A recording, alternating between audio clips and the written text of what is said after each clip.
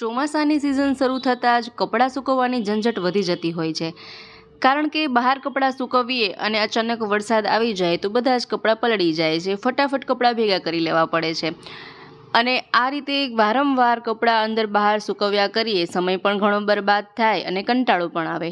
તો એના માટે શું આઈડિયા કરી શકાય કે ચોમાસામાં કપડાં સૂકવવાની ઝંઝટમાંથી છુટકારો મળી જાય અને વારંવાર કપડાં ઘરની બહાર અંદર સૂકવવાની ઝંઝટ ના રહે? તો એ માટેના આજે આપણે એક ખૂબ જ સરસ જોરદાર એવા 2 આઈડિયા જોવાના છીએ, જે તમને ખૂબ જ પસંદ આવશે, સાથે ઉપયોગી પણ થવાના છે. તો વિડીયોમાં એન્ડ સુધી બન્યા રહેજો. વિડીયો પસંદ આવે તો વિડીયોને લાઇક કરી ચેનલને સબસ્ક્રાઈબ પણ જરૂરથી કરજો. ચાલો શરૂ કરીએ વિડીયો. જોઈએ આઈડિયા નંબર 1.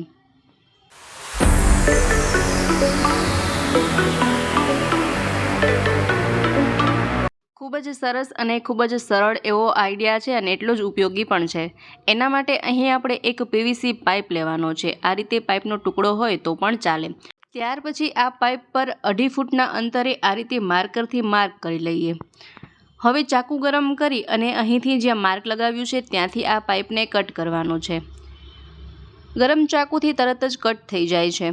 આ રીતે 2.5 ફૂટના 2 ટુકડા રેડી કરીશું. અહીં તમે મોટું માપ પણ લઈ શકો છો.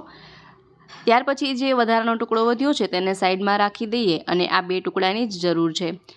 હવે ત્યાર પછી અહીં થોડા અંતરે આપણે આ રીતે માર્કરથી માર્ક લગાવી લઈએ. ત્યારબાદ ફરીથી ચાકુ ગરમ કરી અને જ્યાં માર્કરથી માર્ક લગાવ્યું છે ત્યાં આ રીતે હોલ પાડી લઈએ. બંને સાઈડ આરપાર આ રીતે હોલ પાડી લેવાના છે.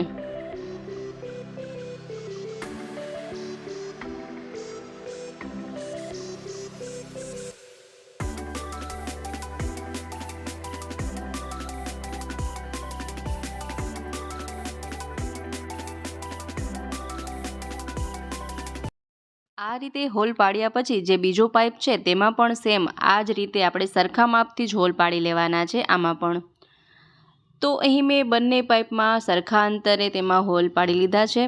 ત્યાર પછી અહીં કપડાં સૂકવવાની જે દોરી આવતી હોય તેના એક સરખા આકારના 2 ટુકડા લેવાના છે. અહીં બંનેનું માપ સરખું હોવું જરૂરી છે. હવે આ દોરીને આ પાઇપમાં આ રીતે આપણે પરોવી લઈએ.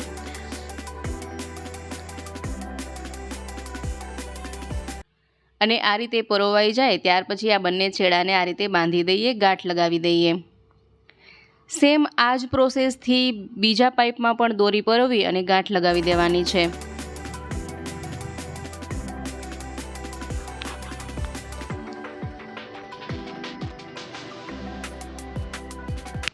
તો કંઈક આ રીતે બનીને રેડી થશે. ત્યાર પછી ફરીથી મેં અહીં કપડાં સૂકવવાની દોરી લીધેલી છે. હવે તમે જ્યાં પણ આને લગાવવા માંગતા હોય એ માપ પ્રમાણે આ દોરીના એક સરખા 3 ટુકડા રેડી કરી લેવાના છે. તો અહીં મેં આ દોરીને એક સરખા માપથી 3 ભાગમાં કટ કરી લીધી છે. ત્યાર પછી હવે જે પાઇપના ટુકડામાં આપણે હોલ લગાવ્યા હતા ત્યાં આ દોરી પરોવી આ રીતે ગાંઠ લગાવી દેવાની છે. જુઓ, જેથી કે તે ખુલે નહીં.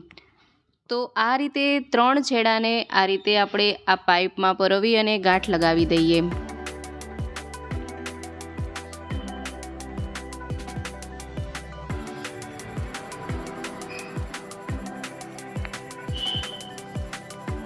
તો આ રીતે આપણે આ દોરીને પાઇપના ટુકડા સાથે અટેચ કરવાની છે. ત્યાર પછી હવે આ દોરીના સામેના જે છેડા છે તેને બીજા પાઇપના ટુકડા સાથે અટેચ કરીએ. બીજા ટુકડામાં જે રીતે આપણે હોલ લગાવ્યા છે તેમાં આ દોરી પરોવી અને ફરીથી ગાંઠ લગાવી લઈએ.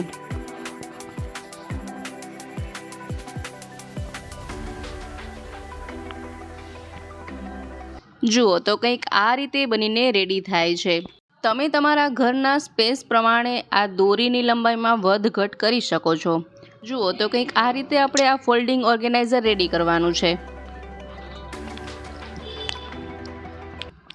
હવે તેનો ઉપયોગ કઈ રીતે કરી શકાય? તો જો બહાર વરસાદ આવતો હોય અને બહાર કપડાં સૂકવી શકાય એમ ન હોય ત્યારે તમે આનો ઉપયોગ કરી શકો છો. ઘરમાં આ રીતે ખીતી લગાવેલી હોય, ખીલી હોય કે કોઈ પણ હૂક હોય તેમાં આ દોરીનો એક ભાગ છે તેને અટેચ કરી દેવાનો અને સામેની સાઈડ બીજો ભાગ આ રીતે અટેચ કરી દેવાનો. તો આ રીતે ફોલ્ડિંગ દોરી બનીને રેડી થઈ જશે. ઘરમાં બારી હોય તો બારીમાં પણ આને આપણે લગાવી શકાય. જુઓ, આ રીતે આપણે ફોલ્ડિંગ દોરી રેડી કરી શકાય છે. હવે ભલે ને ઘરની બહાર ગમે તેટલો વરસાદ આવતો હોય, એવા સમયે તમે આ ફોલ્ડિંગ હોલ્ડરને ઘરમાં જ આ રીતે અટેચ કરી અને પંખા નીચે જ કપડાં સૂકવી શકો છો. ખૂબ જ સરસ અને ખૂબ જ બેસ્ટ આઈડિયા છે. ઘરમાં વધારે સભ્યો હોય તો વધારે દોરીઓ બાંધી અને વધારે કપડાં સૂકવી શકાય છે, અથવા તો ઘરમાં ઓછા સભ્યો હોય તો ફક્ત 2 દોરીનું જ આ ઓર્ગેનાઇઝર બનાવી શકાય છે.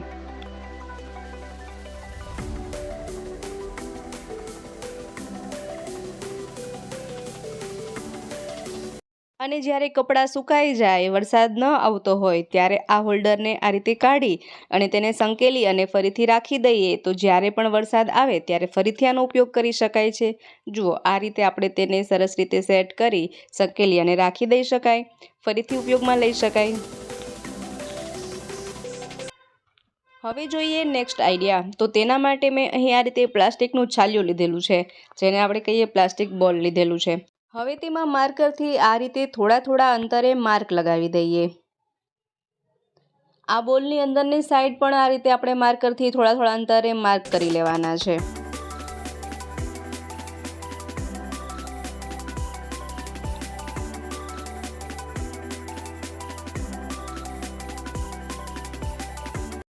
ત્યારબાદ ફરીથી અહીં ચાકુ ગરમ કરી અને આ જે આપણે બોલ લીધેલું છે તેમાં જ્યાં માર્કરથી માર્ક લગાવ્યા છે ત્યાં આ રીતે કાણા પાડી લઈએ, હોલ પાડી લઈએ.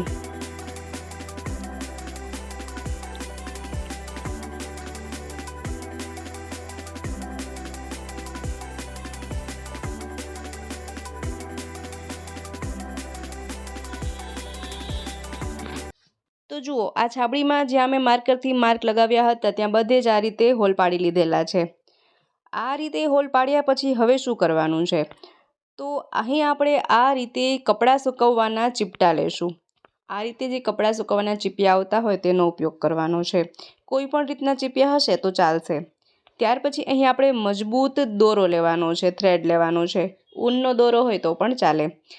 હવે આ દોરાને આ ચીપિયામાં આ રીતે પરોવી અને આ હોલમાં આ રીતે પરોવી અને આપણે ગાંઠ લગાવી દેવાની છે. તેમાં તેને બાંધી લેવાનું છે.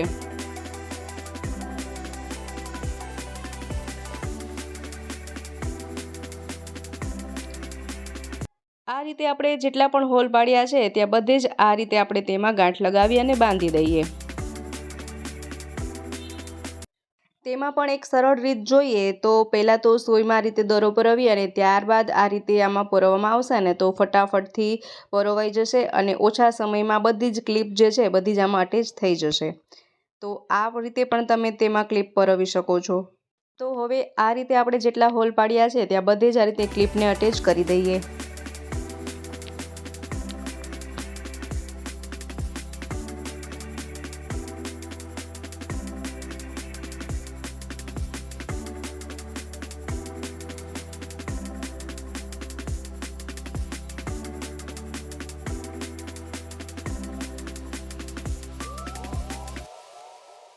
તો આ રીતે ફરતે જ ક્લિપ અટેચ કર્યા પછી હવે આપણે આ જે છાબડીમાં અંદરની સાઈડ જે હોલ પાડ્યા છે ત્યાં અહીં આપણે ઊનના દોરાનો ઉપયોગ કરીશું. તો આ રીતે પહેલાં તો ગાંઠ લગાવી દઈએ અને આ રીતે પરોવ્યા બાદ હવે આ જે ચીપિયો છે તેમાં આ રીતે પરોવવાનું છે અને ફરીથી આપણે જે હોલમાંથી આપણે આ પરોવ્યું છે તેમાં જ ફરીથી પરોવીશું અને ફરીથી ત્યાં ગાંઠ લગાવી દઈશું. તો આ રીતે તેને આપણે તેમાં અટેચ કરવાનું છે.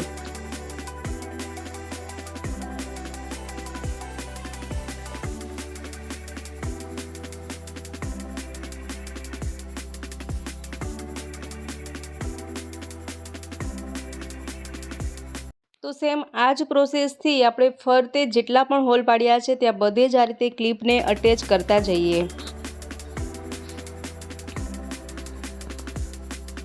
જુઓ, તો અહીં મેં બધી જ ક્લિપને આ રીતે અટેચ કરી દીધી છે. આ રીતે આપણે દોરાની સાઇઝ નાની મોટી રાખવાની છે જેથી કે સરસ લુક આવે અને વ્યવસ્થિત રીતે ઓર્ગેનાઇઝર બને. ત્યાર પછી અહીં મેં એક મેટલની બંગડી લીધેલી છે. મેટલની બંગડી શું કામ? કારણ કે મેટલની બંગડીમાં આપણે જેવો શેપ આપીએ એવા શેપમાં તે ઘડાઈ જાય છે. તો આ રીતે તેને પ્રેસ કરી અને કંઈક આવો આકાર આપી દઈએ. કારણ કે આ બંગડીનું આપણે હૂક બનાવવાનું છે જેથી કે આપણે તેને ટીંગાડી શકાય.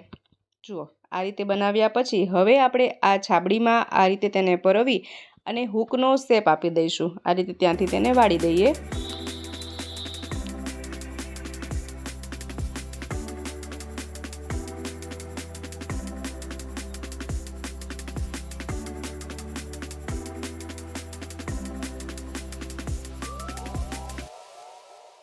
તો બંગડીમાંથી કંઈક આ રીતે હૂક બનાવી શકાય છે, જેનાથી આપણે તેને ટીંગાડી શકાય છે.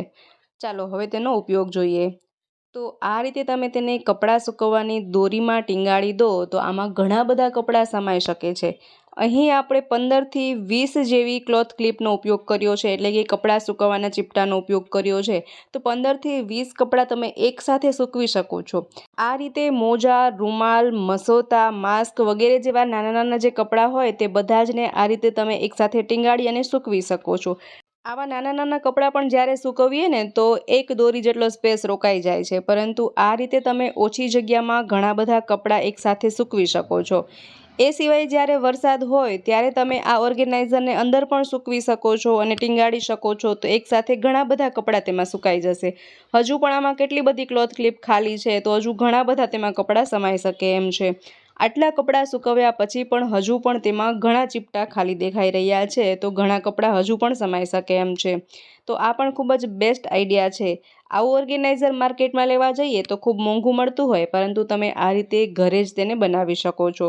જુઓ, જ્યારે કપડાં સુકાઈ જાય તો આ રીતે તેને આપણે કાઢી પણ શકીએ અને ગમે ત્યાં તેને ટીંગાડી અને સૂકવી પણ શકીએ. ઘરમાં પણ આ રીતે બારી વગેરેમાં પણ તેને ટીંગાડી શકાય. વરસાદના સમયમાં તો ખૂબ જ ઉપયોગી આઈડિયા છે.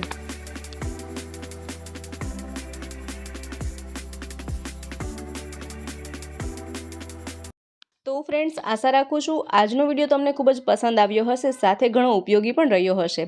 વિડીયો પસંદ આવ્યો હોય તો વિડીયોને લાઇક કરજો, શેર કરજો, તેમજ અમારી ચેનલ પર નવા હોય, પહેલી વાર ચેનલ પર વિઝિટ કરી રહ્યા હોય તો ચેનલને સબસ્ક્રાઈબ પણ જરૂરથી કરજો.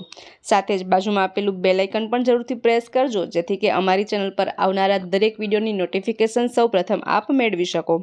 ફરી મળીશું નવા વિડીયોમાં નવા જ આઈડિયા સાથે. ત્યાં સુધી જોતા રહેજો આપણી ચેનલ બી ક્રિએટિવ.